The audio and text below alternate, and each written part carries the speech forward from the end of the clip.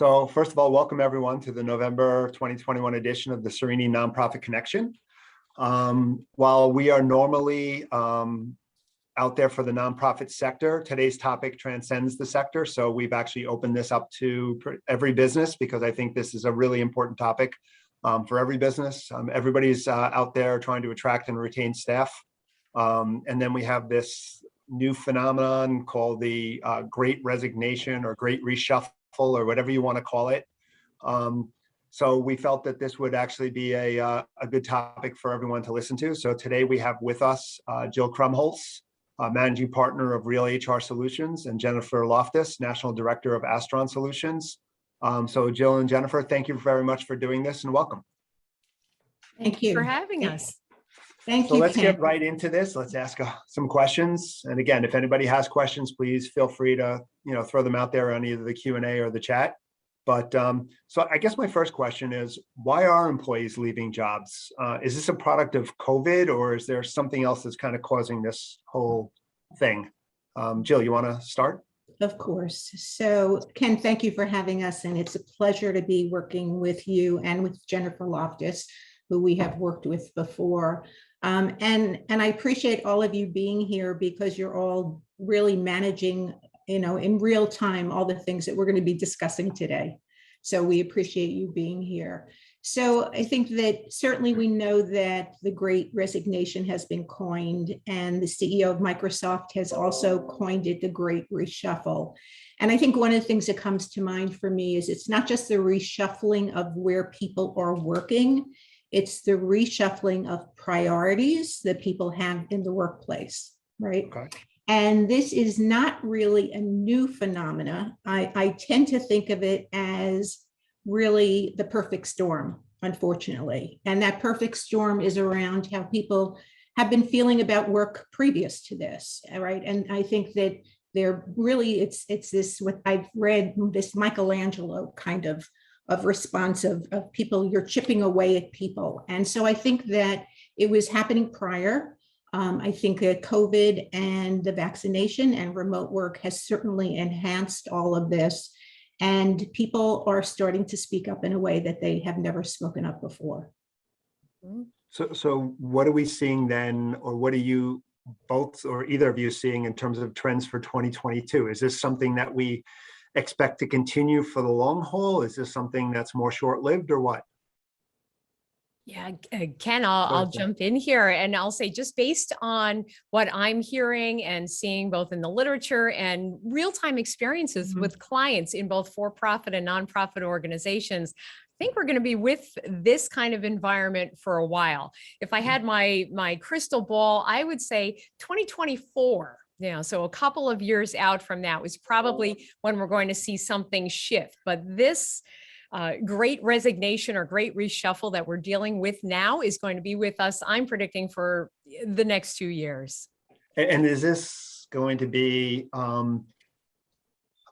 widespread across all professions, widespread across all working levels or anything else?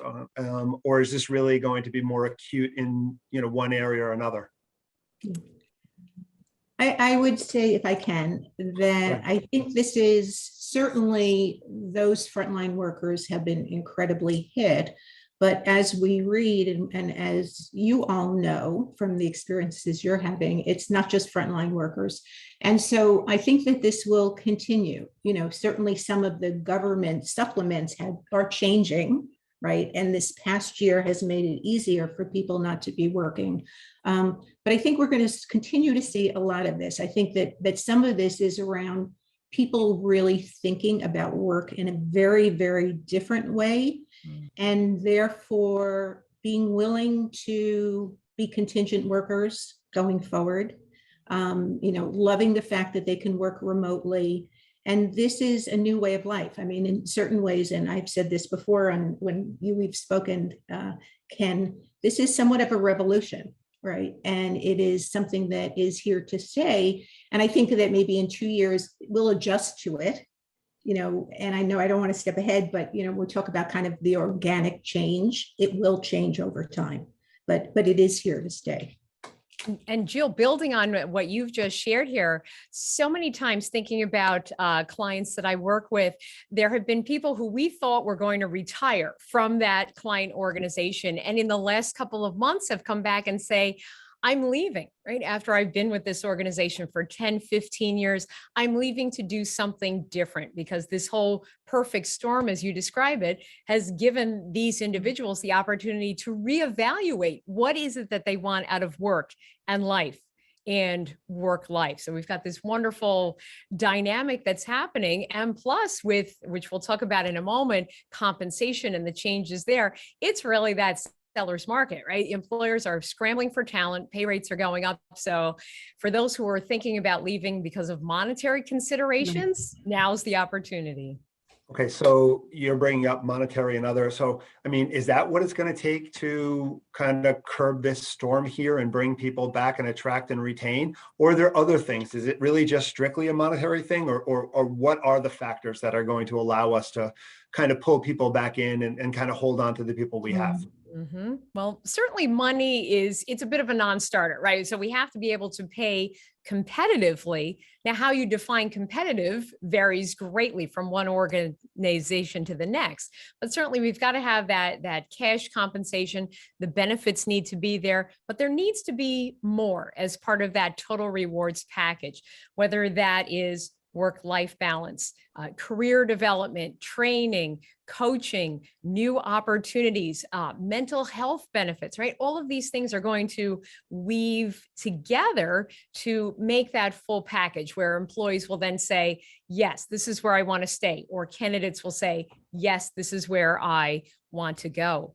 Jill, from your experience, you may have some other insights as well. Sure. So thank you, Jennifer. So I think what we're seeing is, and I suggest and recommend that everyone be cautious, because I think that what we're seeing with our clients is that they're looking to either retain people or bring people in, and are thinking that they need to make some significant changes in salaries. You see certain industries, I'm thinking of nursing, where they're giving, $40,000 sign-on bonuses. And that's been happening before, but it's happening tremendously now. As we work with our clients, they're very, very concerned about compression issues if they bring people in at higher salaries and what that is going to mean. So I think back to Jennifer's point, it is really a balance of the culture you create, the values of your organization. And there's no quick, easy answer to this, but salary is not the only answer. But there certainly are creative things that you can do. So does this now then come down to a storytelling opportunity for organizations and companies to basically say, this is really what the full spectrum of what we offer is? Because I know organizations don't always necessarily lead with, this is what our benefits package looks like. It's like, oh, you can read it in the handbook, but here's the salary. So it really just now needs to be maybe a different delivery system in terms of the story we're telling. 100%. Yes. So from that first interaction with a candidate, maybe even before that person is a candidate, and of course with your current employees as well, you don't want to forget about them, right? We want to retain them. We have to tell that story, or really build up, if we don't already have one, our employee value proposition, right? Why would someone want to work for this organization? Why would someone want to stay with this organization? And it's like Jill said, it's more than the total rewards. It's the culture. It is the communication that happens. It's how employees see the work that they do impacts this organization's success, right? So we can all make that connection there. That's a very powerful story to share with candidates and employees who may have forgotten that. So does that make sense then to put that on like your website or your intranet or things like that, that really kind of focus on culture and what makes our organization different and special and unique? Sure. So I think from a recruitment standpoint, and I think of this specifically with nonprofits, with mission-driven organizations where there's such passion your organization is driven by certain things. And we put that out there as nonprofit organizations. You put that out there for the sake of donations, right? But you don't think of marketing in quite the same way when you're marketing and trying to attract attention. So I think that this is really a very good opportunity for all organizations, but specifically nonprofit organizations, to really market themselves. And even job postings are such a tremendous way of really talking about who you are. And, you know, to take a step back, and we could spend all day talking about this, I certainly can. Organizations really need to look at themselves and who they are before they put the message out, because it needs to be genuine. But I think that the more that you can get the message out there, the more you're going to attract people. And then, of course, you need to walk the talk once people come in.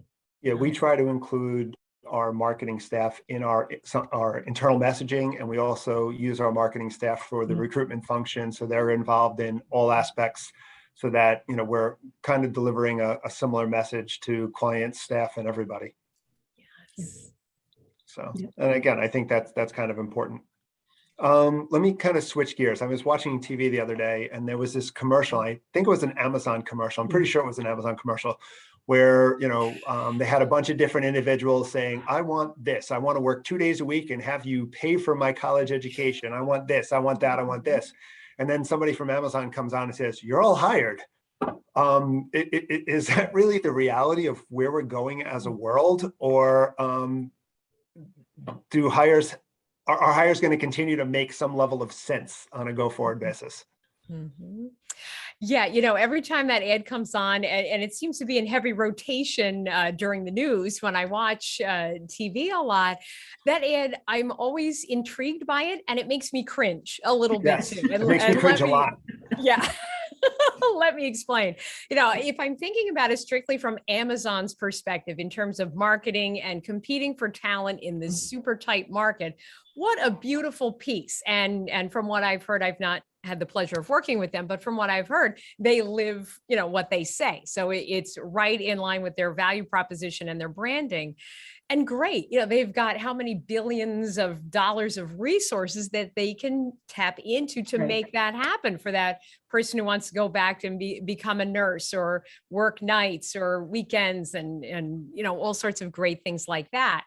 But then what is this doing in terms of the mindset of other candidates, right? So if I'm thinking, oh, well, if Amazon can do that, certainly nonprofit XYZ, right, should be able to do that as well, or small company ABC, they can do that as well. And the reality is, the vast majority of us, we don't have those kinds of resources to work with. So it may create some imbalance. That's not to say that small companies, nonprofits, et cetera, shouldn't try to be more flexible in their thinking in terms of what they can offer, or staffing arrangements, you know, to attract talent, maybe part-time or job sharing, or not the traditional 9-to-5 can work for them just as well as it can work for Amazon. Yeah. Jill, looks like you're nodding here. I'm laughing because I found the ad jolting initially. I just really did. And I kind of have a love-hate thing with it as well. I think there's a takeaway here. And I totally agree with you, Jennifer, because it makes it look easy for an Amazon, right? It's not easy for most of us and for most of you here. But I think what's interesting is there is some diversity in that commercial. So you're talking about people of color, you're talking about different ages, you're talking about, you know, someone who needs to take care of their children. And so the level of sensitivity around that, I thought was good. What they're able to do with it is a different story that's kind of out of the realm for most organizations. But I think it was making a good point. And I think the point is around doing what you can to attract different kinds of people who have different needs. Mm-hmm. Yes, and definitely living that. Now, some who have worked for Amazon, they may beg to differ, right? I don't have that personal experience, but certainly whatever we're putting out there, let's live that. Yeah, I mean, well, that there is actually a comment that one of the listeners is basically saying that they worked for Amazon, and they can tell you that they don't always walk the walk. Yeah, okay. So having said that, so one of the things I also am finding, especially in the nonprofit sector, which relies heavily upon government funding and stuff. So you're in a situation where, you know, some of those core essential workers are some of the least paid workers too. So things like teacher assistants or direct service workers and things like that, we're getting paid minimum wage. It seems like that's where the highest level of scarcity right now is. You know, and you said, you know, people looking for change, they want things different. They're looking at how they view the workforce and everything. But how do these organizations that need these essential workers at lower price tags, how do they get them in? How do they attract them, especially in situations where maybe the government just, it doesn't fit into the budget if they try to pay them more money? Well, there's a few different ideas that I can share, and Jill, I'm sure you'll have some others as well. First, you know, since we're still in this pandemic, you know, no matter what your views are, as an employer, we have to focus on employee safety, right? Safety from COVID. So whatever protocols need to be put in place so that our minimum wage or lower wage workers feel safe, right? That's essential item number one. Two, maybe the best we think we can do is pay that $15, $16 an hour, whatever that might be. But let's look at what else or what other opportunities do we have around bonuses or variable compensation. Maybe we work with a different benefits broker to get a different take on what can we offer with the pool of dollars that we have to invest in benefits. We should also think about what we're doing in terms of promotions, training and development, right? If someone's in that frontline role, maybe it's appropriate they stay in that role for 1 year, right? Maybe we're okay with, let's get someone in, let's have them work in that role for a year, maybe 2 years, train them so that we can move them up, not only into a higher pay band, but also a different kind of experience within our organization. So we don't lose them. So training and development can be very critical here as well, that career pathing. Tying to the mission, I know so many of our attendees undoubtedly are doing that already, but really emphasizing that every day, what you do here makes a difference, and here's how. So people don't forget that, especially on the tough days. And last but not least, something that I have seen with a number of my nonprofit clients over the last probably 6 months or so, is we work with them on a comp study and they'll say, Jennifer, this is great. And the implementation costs are $300,000, $500,000, $1 million. Yeah, where are we going to get that money? Some are saying this is a perfect opportunity, right? We can't necessarily change the grants or the contracts that we have.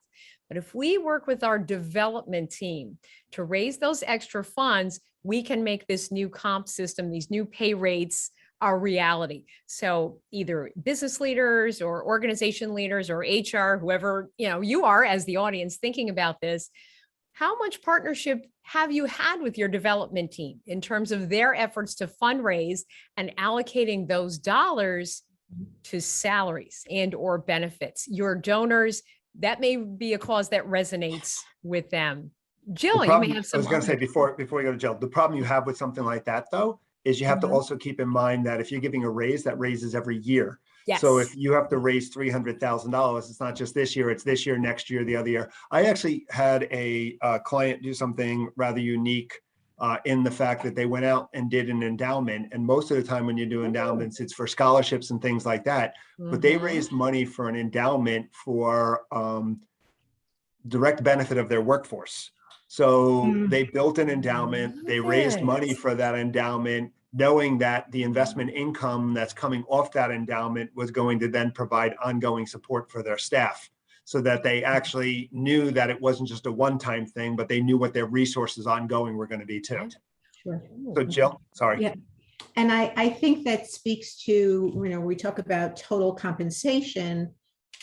I think many of you, and I am hearing it from clients every day in terms of what do I do in terms of comp? I'm concerned about, again, bringing people in at higher salaries. I think the go-to in default is that we think people are leaving for money. And studies upon studies show that people are not leaving specifically for money. And there are so many other things. But as it relates to endowments and what you're speaking of, Ken, the benefits piece, right? So that, nonprofits that perhaps with contracts cannot increase salaries, they may have more creativity and more ability to do things with their benefits. I think the other thing that comes into play is really looking at who, your demographics in your organization, because employees are needing different things. We've been talking a lot about this with our clients and within my internal team in terms of Gen Z and what their needs are. And their needs are very, very different than baby boomers. Mm-hmm. And so we have been asked by many clients to help them step back and really do some analysis. And the analysis is really critical here. It's a heavy lift in terms of figuring out what your organization needs, but you need to start taking into consideration. I think we're all better off when we take into consideration, one, what our employees need, and two, they feel that we're hearing them. Yeah. And I think the last piece about this is, when you talk about frontline workers, and I think of McDonald's in terms of their training programs, it is such an important time to think about employee development. So if someone thinks that they're never going to get out of the job that they're in, they don't want to stay. Right. And if they didn't want to stay before, they certainly don't want to stay now. Mm-hmm. So it kind of then feeds into the next question. So in this new workforce, I mean, it appears that like one size does not fit all, right? I mean, you're in a situation where, certain people can work remotely and can effectively work remotely. Other employees maybe that are more critical that they need to be on site and they can't necessarily work remotely or in a remote environment. How does an organization then start to think, and Jill, this kind of goes back to what you were talking about, but how do they kind of think about the different pools of employees they have? How do they kind of create employee manuals, handbooks, whatever it is that's going to look at the different pockets of employees and how they can work and what the new culture environment for each one of them is going to be?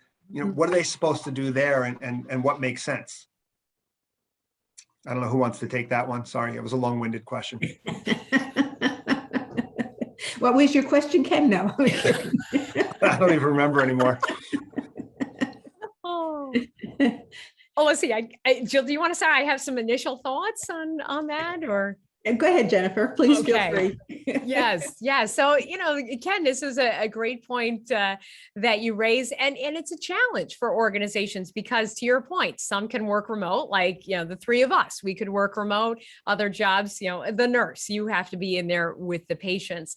And for organizations that are taking that hybrid approach, right? Some may be remote, some are remote half of the time, let's say, and others are fully on site. We don't want to create a culture where it's an us versus them, right? Where the perception is, oh, the people who are working remote are treated so much better, or they have so much more that's given to them. And we being here in person, we are not being recognized, right? For what we're giving and doing. So we want to watch from a cultural perspective to make sure there's no imbalances from that perspective. On the handbook, the legal side, I'll defer to Jill on that. One other thing that I'm also thinking about in this area is we don't want to assume that one is better than another. And let me give an example. Thinking about remote work and SHRM, the Society for Human Resource Management, they did a study and they found that 34% of the women in the workforce have been able to stay in the workforce because they had a remote work option. So if we're thinking about our talent pool from a DEI, diversity, equity, and inclusion perspective, wow, remote work can really help us. Kind of going back to our Amazon discussion from a few moments ago. Mm-hmm. However, and there's always a but, right? That same study found that long-term remote work ended up driving a lot of these same women out of the workforce. Why is that? Well, they found that those women didn't have the connections with their manager, with the on-site staff, with other remote employees. Mm-hmm. And without those connections, they felt lost, untethered, and decided to go elsewhere or leave the workforce. So we have to think through what are the implications of these three approaches to work, and how do we make sure that they work for us as an employer, our employees, and don't actually undermine what it is that we're trying to accomplish. Jill, go ahead. I see you're nodding there. Sure. I think the other thing is when you talk about these different groups of employees, ones that must be on the front line, that must be in, must show up at work. It's also about how you manage that. One as an overall leader, but also as a manager of a department in terms of how do you make those connections? How do you make connections for people so they all feel connected, whether they are remote or whether they are on site? And that's a very challenging thing to do. But I think that, for each of us, as we think about, okay, so what are the priorities here?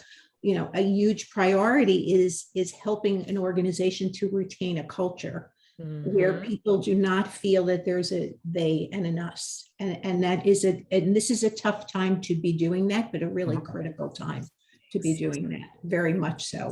So how do you build those lines of communication so there is not the feeling of alienation?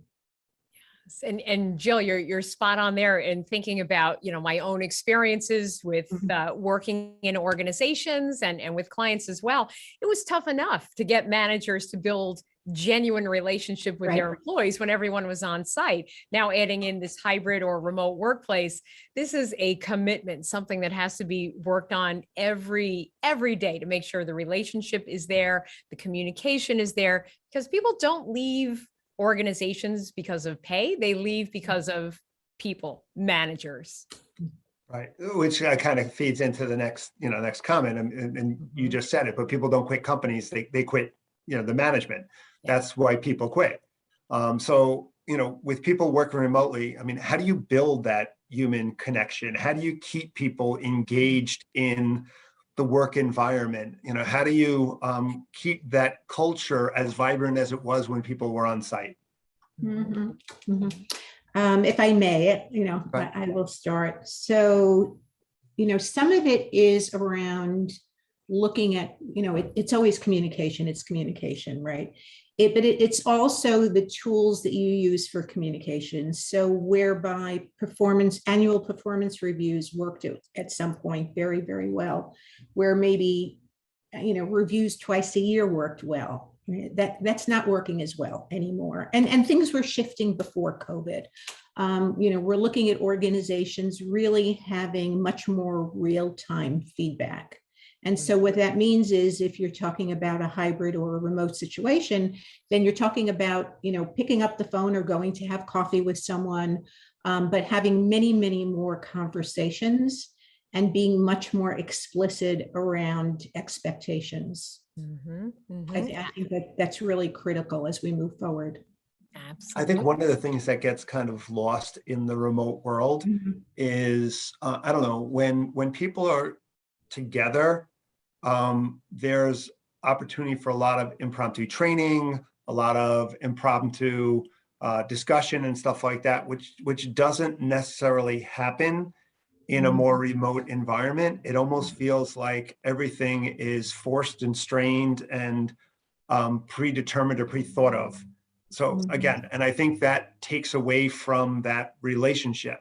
And I guess my point is, what does a manager need to do to effectively manage in terms of employees to kind of keep them in that, people don't quit managers? Sure. Jennifer, you want to? Sure. A couple of thoughts that I have building first off of what Jill shared on performance management. And performance management, it's really communication. That's what it is. And so maybe for our remote employees, so they, don't get lost in there, we're thinking about a results only work environment, or a ROWE, or management by objectives, MBO. These aren't new concepts, but they have new applicability here, right? So that's one option. The other is to calendar. So it's going to be a little formal and a little informal here. making sure that that manager or supervisor or whoever the reporting relationship is calendars a weekly one-on-one with every one of their subordinates, employees, coworker, right? Whatever that term is. And it doesn't have to be long. 15 minutes. We're blocking out the time, and what happens in that 15 minutes or a half hour can be magic, right? Maybe we're touching base on what happened over the last week. What are the goals for this week? And then the conversation naturally flows. Other things come up. We start talking about training or, fun. Hey, maybe let's have a happy hour, impromptu discussion, planning, helping to further nurture that cultural environment. And at first, there's going to be pushback. I don't have a half hour to spend with all of my employees every week. I will get none of my work done. Well, okay, at first it does seem like a commitment, but when you look at the long-term impacts, the end results, right? It is a time investment that you are making in those employees, yourself, and your organization that will be well worth it. The ROI is going to be there. Sure. Does that What mean also then that, Sorry, Ken, go ahead. Cool. No, I was going to say what also what we could piggyback on that, I think, is looking at, and this started really before COVID, where a lot of organizations in their performance management system had built in 360s and real-time feedback. And so you don't necessarily have to pick up the phone. You don't necessarily have to get on a Zoom with someone. You can very much make notations in a system whereby, and not just you, but this can be really a 360 process. And Jennifer knows that from her performance management work that she does and her technology. But there are ways to communicate and to keep people connected. And it really behooves employers and leaders to be doing that in the biggest way that they possibly can. And this is all about bottom line. This is all about productivity. It's really about keeping an organization not just afloat, but healthy. So one of the things that was mentioned is, from a management perspective, trying to make sure that management spends more time and understands and focuses and connects with and everything else. Does that mean that companies should be investing more energy and time into training their managers to be more effective managers? Yes. Yes, yes, and yes. Oh my gosh, yes. Okay. Yeah. So we're also in a world where we have generational differences that kind of exist. So you have certain generations that think one way and maybe other generations that think a completely different way. And that doesn't always mesh from a on-site, off-site, flexible work environment, or from a management style, or for any of those types of things. I mean, what are you seeing out there, and what can employers do to try to better align or meld or mesh the different generations that are out there? Because they're all essential in terms of today's workforce. Sure. I think some of it, if I can, Jennifer, so some of it is really recognizing those differences, talking about those differences, communicating them, really having more dialogue so people understand each other better, but also as an employer doing certain things, and you need to make sure that there's not an inequity here, but doing things to accommodate, and I mean that in a broad sense, to accommodate employees, right, who have different needs, as long as you're not getting yourself into trouble with the accommodation you're making, right? But I think it is a lot about communication, and and this goes back to benefits in terms of Gen Z, are not looking for the same things that millennials are in terms of benefits. And so you need to take those things into consideration. And again, I think that maybe 5 years ago, if I think about it, there were probably more generations working than ever before. And that may be a little bit less now, although with older people leaving and with Gen Z coming in, maybe it's also a span of 5 generations or something. But those bridges are so critical, right? And maybe it's participating, it's mentorships, it's the idea of having mentors And that goes even into onboarding, which I know we could also spend time on as when we talk about recruitment and retention. But how do you onboard people, possibly with people that are very different than them, right? From a education standpoint, from a socioeconomic standpoint, in terms of what kind of job you have within an organization. I think that that's really, a way of bridging these relationships. Absolutely. And Jill, if I can build off of what you shared there and thinking about, I tend to come at it from a compensation background, but there's a rule of thumb that we use in comp that applies here as well. And that is that if you ask anybody, right, if we put up a poll here and asked, do any of you think that you are overpaid, right? Probably everyone would say no. If anything, I'm underpaid, or I should be paid more for what I do. And people aren't necessarily going to like their pay. And so from a comp perspective, we don't want people to say, oh yes, I like what I'm being paid, but we want them to understand why are they paid the way they're paid. So if I take that rule of thumb and apply it to this conversation here, it holds true. Maybe we say as an organization, we can have partial remote, right? You can work remote 3 days a week, but everyone needs to be present in the office on Monday and Tuesday, right? 2 days a week because of those synergies, the energy that comes out of that. And so for those who feel like, well, I wanted to be remote 5 days a week, or I wanted to be in the office 5 days a week, helping them to understand, right? Why are we taking this approach as an organization? How are we respecting your desires? And at the same time, working that into a solution that's going to benefit everyone. So it does come down, as you said, Jill, to education and communication and understanding. Right.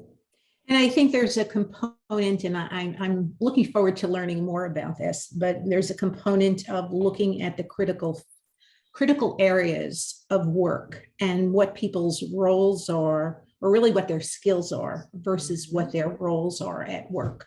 And so more to come on that, because and Jennifer, I don't know whether you have kind of put your toe in the water relative to this, but there clearly is a perspective that says it's no longer just about defining a role. It's also looking at the skills you need to get something done. And that may very well also be part of redefining work. Exactly.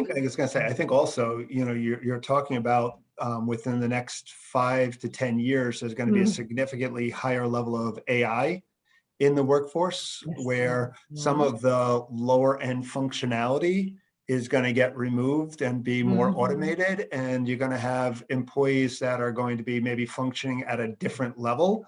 The question is, what is that going to do to the overall workforce? And then the second question is, how do organizations start to think about that now to elevate the people that are there, so that they can kind of coordinate effectively with that, the new technology that's going to be coming into the workforce. Oh my gosh, we'll need to regroup on a webinar in 2031, right? And see if our predictions here today hold true, and there's so many different directions where this could go. As I'm thinking about it, and we think about any of the trends in the workforce that have occurred over the last 20 or 30 years, how would an employer have been best prepared for that trend?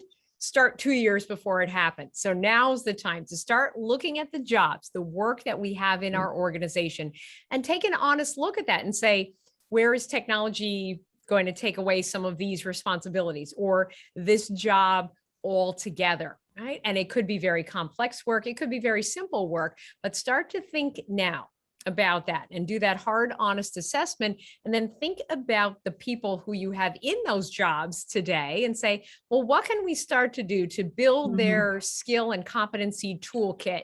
So if and when this change comes, and most likely it will, we're not saying, uh-oh, right now, what do we do, right? So these people have a skill set that is transferable, hopefully within our organization to other opportunities, but if not, to others as well. So start preparing now for something that may happen 2, 3, 5, even 10 years down the line. I agree. There's been a lot of talk lately also about this organic change. do you want to kind of talk a little bit about, what they're talking about in terms of organic change and how does that impact some of the decision-making that's taking place within organizations? Mhm. So I would say that, I think when we think of organic change and maybe the opposite, which is very purposeful change, I would say that, I'm losing my frame of reference of time, but I would say if we go back to George Floyd and last year and purposeful change, I think there was a very big push for organizations to make very specific changes. And I think that that's an example of something that really needed to slow down.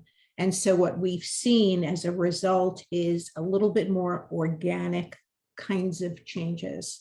And I think if we apply it to, fast forward over 14, 15 months and what is happening now, I think the organic change is around, from my interpretation, not making decisions that you need to adhere to, in the next 2, 3, 4, 5 years, because business isn't, while you need to project ahead, as if we're, when we're talking about AI, there are other things that really need to evolve. And so that organic change, I think, reflects that very much so. Jennifer, your thoughts? Yeah, absolutely, Jill. And building on that, I'm thinking that this is something where we can't be closed off. We can't be in our own silos and say, well, that can't happen here, or that's not going to happen here. Change is going to happen, whether we plan for it, prepare for it, and accept it or not. So always being attuned, right? What are we starting to hear within the organization? What are some macro trends out there in the external environment that could impact us here, and start to weave that into the conversations, the planning, so that way we're not blindsided, just caught off guard there with, oh my gosh, look what happened overnight. Well, it probably didn't happen overnight. It's probably been building for the last 12, 18, 24 months, and you're now just noticing that. Yeah. Go ahead. I was going to say, and organic doesn't mean not to be thoughtful or purposeful. I think organic means to understand that that you need to be nimble, that you don't have all the answers, that things are going to change. And I think it's how you manage that change that makes the difference. We're all seeing changes and shifts, and it's okay. It's really okay, because this is still all new for us. I think part of the problem that I've seen is that a lot of organizations and companies, because of all the change that's happening, because of all the decisions that have to be made, because of all of the regulations that have been thrown at them, they've gone into crisis management, and they've really been focused on, how do I get through today? How do I get through what's happening? And a lot of what we're talking about here and that change that we're going through is going to require some thought process, some planning, some, strategic thinking. And I think right now there's just a lot of people in leadership who are just not there at this point. And they're really more focused on, getting through today. So what advice do you have for organizations at this point as to maybe what they should be doing or looking at differently now? Jill, you want me to go Sorry, first? I know that's a question out of left field, so I apologize. I can get us started here then. And, I'll admit, just even thinking about myself and my own company, there are some days where I feel like I'm in crisis mode, right? Because of clients who are coming, oh my gosh, we need this today, and so forth. And we can't ignore those immediate action items, those things that need to happen today, right? And we also have to be a little more astute in terms of what is genuinely something that has to be done right now, what can wait until tomorrow, and what is something that can wait until next week. So going back to our basic time management and prioritization skills to figure out, okay, because if we can't get out of this cycle of everything is crisis all the time, we're not going to get to where we need to be, thinking about organic change, the future, and so forth. So time management prioritization is one. And the other is I recognize it can be very hard, especially when things are coming from all different angles, to say, oh, I'm going to sit back and think about the future for a while, right? That's a hard sell. But block off here. I'm going back to the Outlook calendar again here. Block off maybe 2 hours on a Friday, right? You know, in your organization when it tends to be a little quieter or a little slower, and block off some time and dedicate that time to this forward thinking analysis, to this evaluation of the environment. So that way you can start to move out of that crisis mode and into where we need to be, right? Thinking strategic, thinking longer term, thinking about what's next for our organization. Those are a couple of tips that I have used and would recommend. Jill, you may have some others as well. Yeah. So I'm thinking even in terms of how my partner and I run our business and we utilize our team and work with our team. And I think what becomes very important is, as a leader, you're not doing all of it yourself, right? So what do you delegate? And and while you're delegating, you're also helping develop people. So what can you share? So there are certain things that you can't get off your plate, but that need to be responded to immediately. But there are more people than just yourself to do that. So while you're, and I think the double-edged sword is you're afraid to put more pressure on your employees. On the other hand, you're empowering them to some degree by giving them more, okay, and sharing more about the fact that you are human and that there's so much going on. You don't have to be in control of everything. You need to just manage it well. I think that's a critical part of sharing the wealth, but also the pain and the responsibility. So by the way, that was we actually have eaten up all of our time. That was a quick 45 minutes, very quick 45 minutes. So Jennifer, you mentioned a study. Yes. So would you mind sharing that study with us so we can send it out to everybody in the group? Absolutely. That'd be Happy awesome. to do so. So Jill and Jennifer, I really appreciate you sharing your knowledge and ideas with us today. It was really, really great. So that was great. If someone has additional questions, you mind if we share your contact information with everybody so that they can reach out to you? Please do. Yes. Oh, good. We'll send out that. So thank you everyone for tuning in today. Tune in on December 2nd when we will be speaking to Peter Heller from Heller Fundraising, where we'll be discussing how to think beyond the year-end gift to maximize giving. Also, just a friendly reminder that the Long Island Imagine Award applications are due in less than 2 weeks. You can apply for nonprofits for a chance to win $5,000 in one of 5 different categories, and you can apply at imagineawardsli.com. And so I will see you again on December 2nd. Until then, stay safe, have a great Thanksgiving, and we'll see you next month. Take care, everyone. Thank you, Ken.